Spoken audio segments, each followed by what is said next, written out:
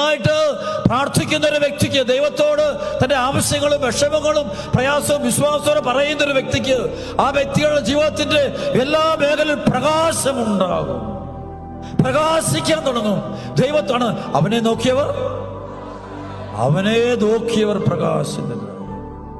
ഇതുവരെയായിട്ടും ആ ഒരു പ്രകാശത്തിന്റെ സന്തതികളായിട്ട് നമ്മൾ മാറുന്നില്ലെങ്കിൽ ഒരു കാര്യം ഞാൻ പറയുക, എന്റെ പ്രിയപ്പെട്ട മക്കളെ, പള്ളി പോകുന്നു, ധ്യാനം കൂടുന്നു, കൺവെൻഷൻ കൂടുന്നു, നേർച്ച കാഴ്ച നടത്തുന്നു, പെരുന്നാൾ കൂടുന്നു, തിരുനാൾ നടത്തുന്നു, നമ്മൾ നോക്കുന്നില്ല, അവനെ നോക്കിയിട്ടില്ല, അവന്റെ സ്വരം കേട്ടിട്ടില്ല, അവനോട് പ്രാർത്ഥിച്ചിട്ടില്ല, പ്രയർ ലൈഫ് തുടങ്ങിയിട്ടില്ല. അതുകൊണ്ടാണ് ഇപ്പോഴും പലപ്പോഴും നമ്മൾ ഇരുട്ടിന്റെ പ്രവർത്തികൾ, വെറുപ്പും വിദ്വേഷവും പകയും കൊലപാതകവും അപോർഷനും ധനമോഹവും ചതിയും വഞ്ചനയും ചീത്തവിളിയും മദ്യപാനവും മയക്കുമരുന്നും ജഡികപാപങ്ങളും പ്രതികാരം തീർക്കലും വെറുപ്പൊക്കെയായിട്ട് ഞാനും നിങ്ങളും നീങ്ങുന്നുണ്ടെങ്കിൽ അതിന്റെ കാരണം ഇതുവരെയായിട്ടും പ്രാർത്ഥിച്ചു തുടങ്ങിയിട്ട്